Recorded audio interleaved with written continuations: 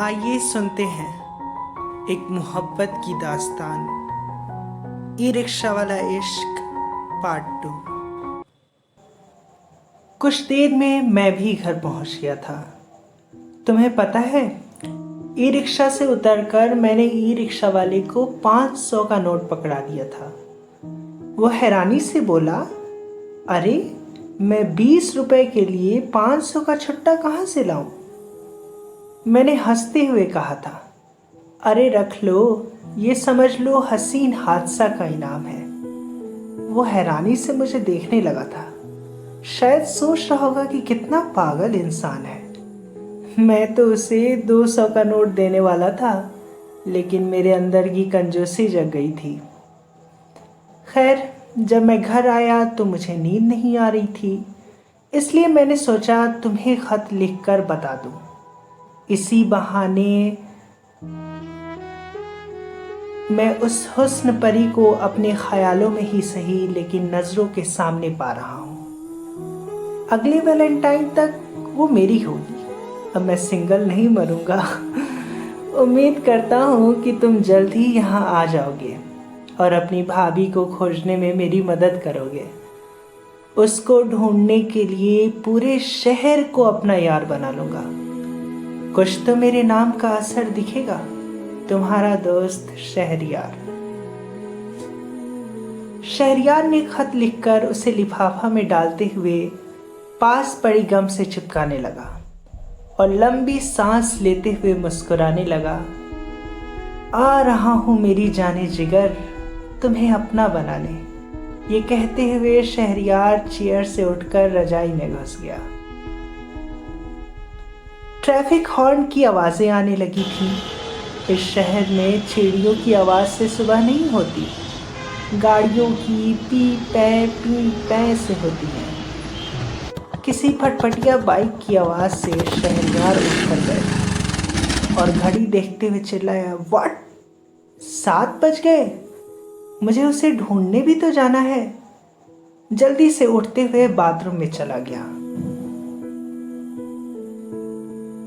कुछ देर में दुल्हे की तरह सजे हुए शहरयार घर से बाहर निकला। ई रिक्शा में बैठकर उसी जगह पर आकर रुक गया जहां से मोहतरमा ई रिक्शा से उतरकर अपने घर की ओर गई थी। शहरयार वहीं सड़क किनारे एक साफ शफाफ पत्थर पर बैठ गया, इस उम्मीद से कि वो जरूर मिलेगी। उसके अंदर की जली इश्क की लौ को अपने इश्क से जरूर बुझाएगी। इश्क का पहला पड़ाव इंतज़ार होता है, और ये इंतज़ार कभी आशिक की ज़िंदगी में अकेलापन, तड़प, तन्हाई, जुदाई और उम्मीद लेकर आता है। इस वक्त शहरयार सर्द दोपहरी में सड़क किनारे बैठे इश्क के पहले पड़ाव से उलझा हुआ था। ऐसे इंतज़ार से लड़ रहा था जिसके बारे में उसे खुद पता नहीं था कि ये इंतज़ार ख़त्म होगा कि नहीं। बैठे बैठे उब जा रहा था, गुस्से में उठ जा रहा था घर जाने को, लेकिन यकायक उस खूबसूरत मोहतरमा की सूरत सामने आ जा रही थी। उसे एक अजीब सी कशिश हो रही थी और उसी जगह पर बैठ जा रहा था, मोहतरमा की ताक में। यही सिलसिला तीसरे पहर तक चलता रहा। अभी तक मोहतरमा का कोई सुराग नहीं लगा, कुछ अता पता न चला। हार पाच कर बोझल कदमों से डाकघर की तरफ जाने लगा। एक कदम चलता और पीछे मुड़कर देखता, फिर चलने लगता। शायद उसे लग रहा था कि मैं आगे देखूं, कहीं वो पीछे से गुजर न जाए। शहरयार चलते चलते कुछ दूर निकल गया था, लेकिन नजरें ऐसे दौड़ा रहा था जैसे उस गली के सामने ही हो। क्या करता बेचारा? इश्क होती ही ऐसी शय है जो अपने साथ यकीनी, बेयकीनी, उम्मीदी, नाउम्मीदी, सब्र, बेसब्री जैसी चीजें ले आती है। इश्क की दरिया में कूदेंगे तो उसके साथ आई तमाम चीजों से तैर कर निकलना होगा। सिर्फ महबूब का इश्क मिले किसी महबूब को ऐसा कोई इश्क होता ही नहीं। अगले दिन शहरयार कॉलेज के लिए तैयार होकर ई रिक्शा से निकला। चिराग गली के सामने से गुजरते हुए उसने बड़ी उम्मीद से उस गली की ओर देखा, जैसे वहीं वो मोहतरमा उसके ताक में खड़ी होंगी। लेकिन शहरयार को सिर्फ व सिर्फ निराशा का सामना करना पड़ता। कॉलेज से आते हुए वहीं चिराग गली के सामने उतर जाता, कुछ देर उसकी राह ताकता और खाली हाथ लौट जाता। यही सिलसिला कुछ अरसे तक चला। हर रोज की तरह शहरयार आज भी दूल्हे की तरह सजे सवरे मोहतरमा को ढूंढने के लिए तैयार था। इतने अरसे बाद भी उसके जोश में कोई कमी नहीं दिख रही थी। वही बेचैनी, वही उम्मीद दिख रही थी। शहरयार चिराग गली के सामने आकर बैठ गया था। यहाँ की हर चीज अब जानी पहचानी हो गई थी। सामने से उसका दोस्त फहीम आता हुआ दिखा, वही फहीम जिसको शहरयार ने खत लिखा था। फहीम करीब आ गया। सलाम कलाम करने के बाद दोनों दोस्त गर्मजोशी से एक दूसरे के गले लगे और पास पड़े पत्थर पर बैठ गए। फहीम ने मजाकिया अंदाज में कहा, क्यों यार, इश्क अभी शुरू नहीं हुआ और सड़क किनारे आ गए। शहरयार बोला, अरे नहीं यार, इस जगह के अलावा कोई और जगह है ही नहीं जहाँ से मोहतरमा का सुराग मिले, इसलिए सड़क किनारे हूँ। और रही बात इश्क की, तो वो तो तभी शुरू हो गई थी जब मैंने उसे पहली बार ई रिक्शा में देखा था। तुम्हें तो इश्क प्यार जैसे लफ्जों से कोई लेना देना नहीं था। ऐसा क्या हुआ कि इन लफ्जों को ही अपनी जिंदगी बना लिए। फहीम के सवालों का जवाब देते हुए शहरयार ने कहा, यार सब तो मैंने खत में लिख ही दिया था। उसकी जैसी कोई खूबसूरत मोहतरमा सामने आ जाए तो ये लफ्ज़ क्या, नफ़रत से भी मोहब्बत हो जाए। फहीम मुस्कुराने लगा। शहरयार ने कहा, यार मैं सोच रहा था मज़ार जाने को, तुम्हारा ही इंतज़ार कर रहा था, चलोगे? फहीम ने कहा, भाई तू वही शहरयार है ना, या कोई और? याद है जब आंटी भेज रही थी मज़ार तो तुमने कहा था मैं नहीं जाऊंगा, मैं इन सब बातों पर यकीन नहीं करता। अब क्या हो गया? शहरयार मुस्कुराते हुए बोला, भाई मेरे, इश्क मन्नतों के धागे बांधना सिखा ही देता है। और यकीन की बात तो छोड़ो, मुझे ऐसा यकीन होता है कि वो मेरे पास है, मेरी सांसों में, मेरे। रहने दे भाई, रहने दे, कहते हुए फहीम ने शहरयार को बीच में ही टोका और बोला, चल मज़ार चलते हैं। कुछ देर बाद शहरयार और फहीम मज़ार में थे। शहरयार बड़े प्यार से मन्नतों के धागों को बांध रहा था। छोटे बच्चों की तरह हाथ ऊपर उठाए हुए बोला, या खुदा मुझे उस मोहतरमा से मिला दे, मैं उससे सच्चा व पाक मोहब्बत करूँगा, उससे ब्याह रचाऊँगा। करम कर मौला, उसे मेरे नसीब में लिख दे। हाथ को चेहरे पर घुमाते हुए लबों से चूम लिया और फहीम से कहा, भाई मेरे और अपनी भाभी के मिलन की दुआ मांग ले। फहीम हाथ उठाते हुए दुआ मांगने लगा। शेरनी लेने के बाद दोनों अपने अपने घर पहुंच गए, इस वादे के साथ कि कल से दोनों मिलकर उस मोहतरमा को खोजेंगे। न जाने कल से सूरज मुस्कुराएगा या बदरियों से खेलता रह जाएगा। न जाने मेरा आशिक मेरे सामने कब आएगा या मेरा इश्क अधूरा रह जाएगा। क्या मेरे अंदर जो इश्क की लौ जल रही है वो उस मोहतरमा के इश्क से बुझ पाएगा? इन्हीं सवालों से उलझे उलझे शहरयार को नींद ने अपनी आगोश में ले लिया। सुबह सुबह ही शहरयार चिराग गली के सामने आकर खड़ा हो गया। सूरज बादलों में ही छुपा था। यह देखकर वो थोड़ा परेशान हो गया। अफसोस करने लगा कि आज भी सूरज नहीं मुस्कुराया। उसे अंधा यकीन होने लगा था कि सूरज नहीं निकला तो शायद वो भी ना निकले, वो भी ना दिखे।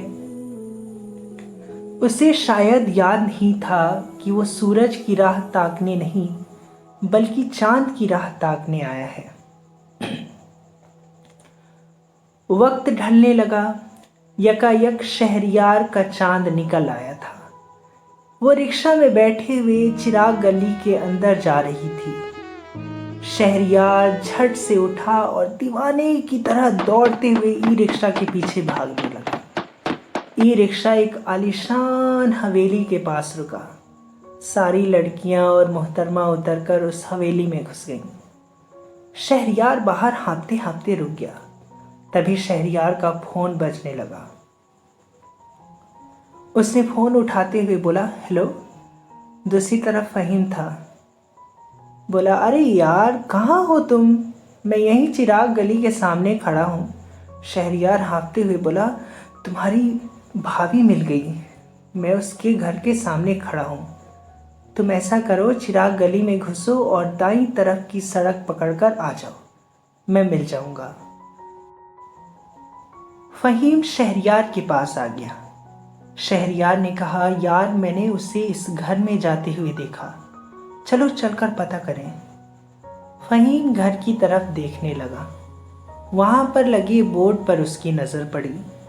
लिखा था, यतीमों का घर, एक परिवार का घर, हम सबका संसार घर। फहीम ने यह पढ़कर शहरयार के कंधे पर हाथ मारा और बोर्ड की तरफ इशारा करते हुए बोला, वो देख।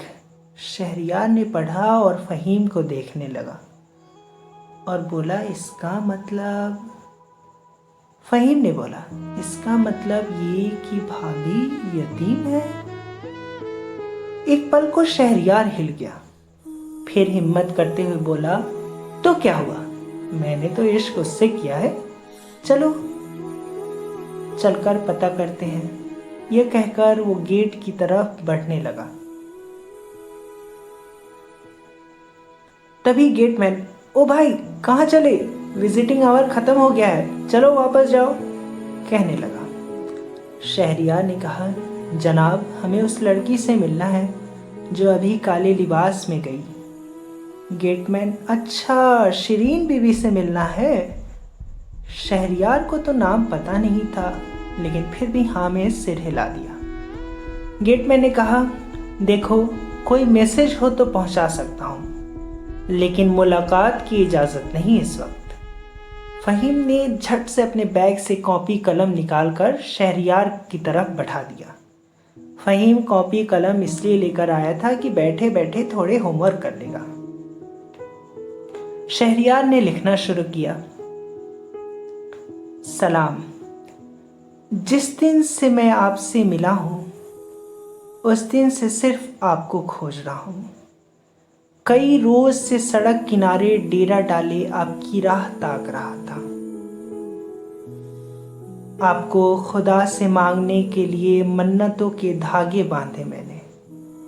उस दिन ई रिक्शा में सफ़र के दौरान कुछ हसीन लम्हे आपके साथ गुजारने के बाद मैं आपको ज़िंदगी के सफ़र में हम सफ़र बनाना चाहता हूँ।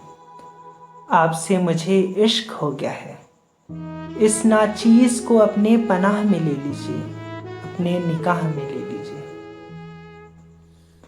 अपना नंबर लिख रहा हूँ, इस पर मैसेज करके जवाब दे दीजिएगा या फिर मैं कल 10 बजे आ जाऊँगा। खुद मिलकर या ख़त लिखकर जवाब ज़रूर दे दीजिएगा।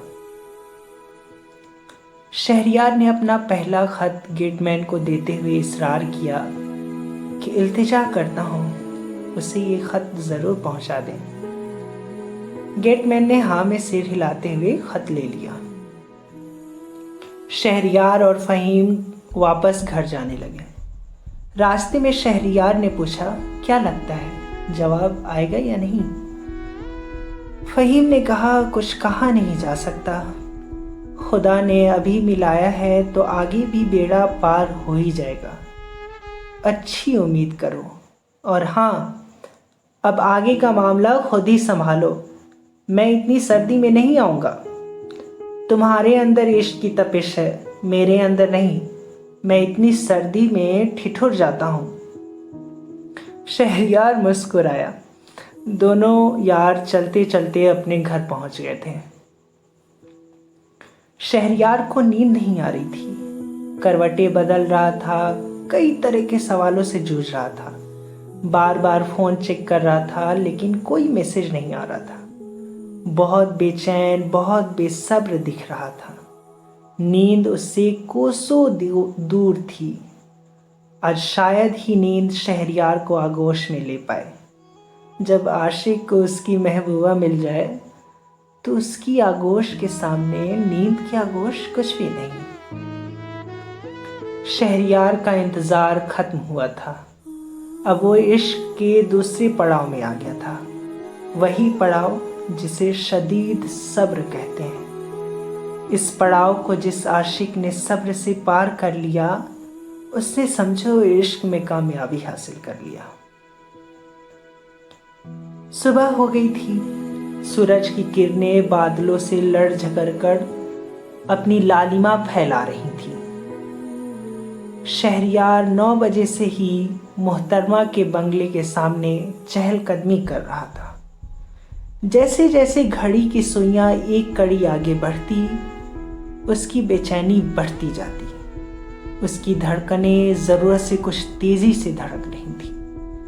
घड़ी की सुइयां चलते चलते एक दूसरे से लिपट गईं। तभी मोहतरमा घर से बाहर आई और सलाम पेश किया। शहरयार घबराते हुए जी जी वालेकुम अस्सलाम, अस्सलाम वालेकुम। मोहतरमा ने कहा, मैं शिरीन, ये लीजिए आपके खत का जवाब। ये कहते हुए शिरीन ने हाथ बढ़ा दिया। शहरयार ने हाथ बढ़ाया और खत ले लिया। शिरीन ने कहा, जी मैं अब चलती हूँ, आप भी चले जाइए। और मुस्कुराती हुई शिरीन बंगले के अंदर जाने लगी। शहरयार उसे जाते हुए देखते रहा। जैसे ही वो अंदर गई, शहरयार खत को लिफाफे से निकालकर पढ़ने लगा। ई रिक्शा में बैठने के बाद उसने उस खत को दसों दफा पढ़ा। अब घर पहुंचने के बाद भी बार बार पढ़ रहा है। खत कुछ यूं लिखा था, वालेकुम अस्सलाम, मैं शिरीन। कुछ और कहने से पहले मैं आपके सवालों का जवाब देना चाहूँगी। मैं इस यतीम खाने में रहती हूँ। माँ बाबा बहुत पहले गुजर गए। यहाँ मोबाइल रखने की इजाज़त नहीं। सिर्फ बाहर जाते वक्त मोबाइल मिलता है और वापसी पर जमा हो जाता है, इसलिए मैं आपको मैसेज नहीं कर पाई। और हाँ, मुझे आपकी इश्क और आपके साथ निकाह में आना कबूल है, कबूल है, कबूल है। मुझे बेवजह इस यतीम खाने से जाने की इजाज़त नहीं तो मैं भी आपको ढूंढने के लिए किसी सड़क किनारे बैठी मिलती। माँ ने कहा था निकाह से पहले किसी को करीब ना आने देना, लेकिन आप करीब आ गए। शायद खुदा को यही मंजूर था। मैं आपको कबूल करती हूँ। उम्मीद करती हूँ कि मुझे आपके घर वाले और आप मेरे यतीम होने की सच्चाई के साथ कबूल करें। मेरी और आपकी बात सिर्फ खत से हो सकती है। आपके जवाब का इंतज़ार रहेगा। सिर्फ और सिर्फ आपकी शिरीन। शहरयार खत बार बार पढ़ता और खुश हो जाता। अब रोज़ कॉलेज जाते हुए शहरयार घर से एक खत लेकर जाता और शिरीन को दे देता। कॉलेज से वापसी पर घर खत का जवाब ले आता। यही सिलसिला कई महीनों तक चलता रहा। इस दरमियान इश्क परवान चढ़ गया था। छोटी सी छोटी मालूमात हासिल कर लिया था दोनों ने एक दूसरे के बारे में। लेकिन इश्क में दूरियां भला किसको बर्दाश्त होती हैं। ख़ास तौर से लड़के बहुत जल्दी बेसब्र हो जाते हैं। इश्क की सारी हदें पहली ही मुलाकात में पार करने की पूरी जान लगा देते हैं। लेकिन इस इश्क में तो कई महीनों बाद ये कशिश देखने को मिल रहा था। शहरयार बेसब्र हो रहा था। हालांकि साथ जीने मरने शादी करने के वादे पहले ही हो चुके थे। शहरयार ने एक रोज़ खत में लिखा, शिरीन यार, मेरी जान, मेरी महबूबा, मेरी दिलरुबा, कुछ शिरीन अपने इश्क में भी घोलो, कभी तो मिलो, कुछ अपने इश्क की शिरीन मुझे भी महसूस करने दो, जाने जिगर आ मिलो। शिरीन का जवाबे ख़त मिला। उसने कुछ यूँ लिखा, कहते हैं इश्क का दूसरा पड़ाव शदीद सब्र होता है। मेरे महबूब थोड़ा सब्र दिखाओ, कोई नौकरी पाओ, मेरे लिए डोली लाओ, फिर मुझे अपने घर ले जाओ। शहरयार ने बहुत से ख़त लिखा कि आ मिलो, लेकिन जवाब में सिर्फ ना मिलो ना मिलो आया। महीनों बाद एक दिन शिरीन ने ख़त में लिखा कि उसका दाखिला यूनिवर्सिटी में हो गया। वो दाखिले के लिए कई सालों से कोशिश कर रही थी, लेकिन अब कामयाबी मिली है। अब वो भी यूनिवर्सिटी में पढ़ाई कर सकती है। ये पढ़कर शहरयार उछलने लगा। उसे इस बात की खुशी नहीं थी कि शिरीन को यूनिवर्सिटी में दाखिला मिल गया, बल्कि इस वजह से खुश था कि वो अब इसी बहाने वह उससे रोज़ मिल पाएगा, उसके लटों से खेल पाएगा, उसकी जुल्फ़ों में खो जाएगा, अपने लबों से उसे छू पाएगा, और भी बहुत कुछ वो सोचने लगा था जो एक नौजवान आशिक सोच सकता था। शिरीन रोज़ यूनिवर्सिटी आने लगी, मुलाकातें परवान चढ़ने लगी, इश्किया बातें आमने सामने होने लगी। दोनों एक ही ई रिक्शा से आने जाने लगे। धीमे धीमे वक्त गुजर रहा था। शहरयार भी धीमे धीमे उसका हाथ पकड़ने लगा, धीमे धीमे आगे बढ़ने लगा। शहरयार ने चाहा कि शिरीन की गोद में सिर रखकर सोए, लेकिन शिरीन ने इनकार कर दिया। फिर धीमे धीमे शहरयार ने उसके जुल्फ़ों में हाथ लगाया, उसके साथ खेलना चाहा, लेकिन शिरीन ने मुस्कुराते हुए ना में सिर हिलाया। क्या यार, कुछ तो करने दो, शहरयार ने कहा। शिरीन ने फिर मुस्कुराते हुए सिर ना में हिलाया। शहरयार फिर कोशिश करते हुए उसके लबों की ओर बढ़ने लगा। करीब पहुंचा तो शिरीन ने उसके लबों पर हाथ रखते हुए उसे पीछे किया। शहरयार झल्लाते हुए, क्या यार, कम से कम इतनी तो इजाजत होनी चाहिए मुझे, वैसे भी ये तो हमने पहली मुलाकात में ही कर लिया था, फिर क्या परेशानी है।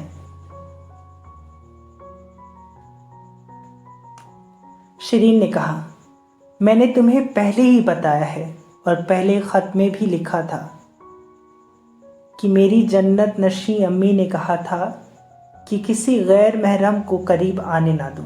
तो मैं कैसे अपनी जन्नत नशी अम्मी की बात को रद्द करके उन्हें कब्र में बेचैन कर दूं? तुम ही बताओ, इतनी ही तड़प है तो मुझे शरीयत के हिसाब से अपनी महरम बना लो। और रही बात पहली मुलाकात की, तो एक हादसा था, उसमें कोई मेरी मर्जी शामिल नहीं थी। शिरीन लगातार बोलने के बाद चुप हो गई। शहरयार भी खामोश था। फिर यकायक बोला, ठीक है ठीक है, मत आओ करीब। मैं खुदा से दुआ करूँगा कि जब हम ई रिक्शा में बैठें वो हसीन हादसा हमारे साथ बार बार हो। शिरीन मुस्कुराने लगी। फिर दोनों ने चंद हसीन बातें की और ई रिक्शा से घर जाने लगे। शहरयार रास्ते भर दुआ करता रहा कि हसीन हादसा हो जाए। ई रिक्शा चलते चलते चिराग गली के पास पहुंच गया। शिरीन ने कहा, नहीं होगा तुम्हारा हसीन हादसा, मुंह चिढ़ाते हुए उतरकर जाने लगी। शहरयार ने चिल्लाकर बोला, जरूर होगा, तुम देख लेना। अब यही किस्सा रोज दोहराने लगा। शहरयार दुआ करता लेकिन दुआ कबूल नहीं होती, हसीन हादसा नहीं होता। उसकी तड़प इतनी बढ़ रही थी कि वो बुझा बुझा रहने लगा। शिरीन उसके अंदर की तड़प को महसूस कर रही थी। कई दिनों तक मामला ऐसे ही चला। शिरीन को दुख होने लगा। आखिर इश्क की आग में तो दोनों जल रहे थे। शहरयार की तड़प की आग ने शिरीन को लपेटे में ले ही लिया। मुसल्ले पर बैठी शिरीन हाथ फैलाए दुआ कर रही थी, या खुदा मुझे माफ़ कर, मेरे महबूब की दुआ कबूल कर। अगले दिन शहरयार और शिरीन साथ कॉलेज गए। क्लास बंक करके पूरे दिन हसीन हसीन बातें की दोनों ने। बातों बातों में शिरीन ने कहा, यार मेरी जान तुम पर कुर्बान, हमेशा मुस्कुराया करो। शहरयार ने कहा, हाँ, एक बार वो हसीन हादसा हो जाए तो मैं तुम्हें हमेशा मुस्कुराते मिलूंगा। शिरीन मुस्कुराई और बोली, खुदा चाहेंगे तो हो जाएगा हसीन हादसा। शहरयार ने शिरीन की तरफ से हाँ महसूस किया और दिल खोल कर मुस्कुराने लगा। शिरीन उसे मुस्कुराते देख बहुत खुश हुई। शहरयार ने कहा, तब चलो किस्मत आजमाते हैं, चलो ई रिक्शा से एक चक्कर लगाते हैं। शिरीन खामोशी से शहरयार के पीछे चलने लगी। शहरयार ई रिक्शा में बैठ गया और रोमांटिक अंदाज में हाथ बढ़ाते हुए बोला, मेरे महबूब, आइए आपको एक हसीन सफर पर ले चलो। शिरीन ने मुस्कुराते हुए अपना हाथ शहरयार के हाथ में दे दिया और ई रिक्शा में बैठ गई। ई रिक्शा तेजी से चल रहा था। वक्त तेजी से फिसल रहा था। हर पल कसर लग रहा था। इश्क का तीसरा पड़ाव होता ही कसर है। इसमें हर शय कसर हो जाती है। वक्त, प्यारे लम्हे और कभी कभी जिंदगी। दोनों इश्क के तीसरे पड़ाव में आ चुके थे। ये पड़ाव आखिरी पड़ाव होता है। तीनों पड़ाव इंतजार, शदीद सब्र और कसर मिलकर इश्क को पूरा करते हैं। ये आखिरी पड़ाव किसी की जिंदगी में खुशी तो किसी की जिंदगी में गम लाता है। कोई जिंदगी भर का हमसफर बनता है तो कोई बिछड़ता है। किसी की जिंदगी कसर होती है तो किसी की तवील। शहरयार शिरीन प्यार से एक ही सीट पर बैठे थे। ई रिक्शा गड्ढों या ब्रेकर पर उछलता तो जानबूझकर दोनों एक दूसरे की तरफ उछल जाते। ऐसे ही दोनों बिल्कुल करीब आ गए थे। तभी अचानक हादसा हुआ। दोनों एक दूसरे से लिपट गए। शहरयार शिरीन की बाहों में लिपटी जन्नत देख रहा था। ऐसा हादसा होगा दोनों ने सोचा ना था। दोनों बहुत करीब आ गए थे। शिरीन के जिस्म से खून का फव्वारा फूट पड़ा। दोनों खून से लथपथ हो गए थे। ऐसा हादसा होगा शहरयार शिरीन ने सोचा न था। लोग दौड़े दौड़े आए। दोनों आशिकों को उठाकर एक दूसरे ई रिक्शा से हॉस्पिटल भेज दिया। हादसा तो हुआ मगर हसीन हादसा नहीं। धन्यवाद।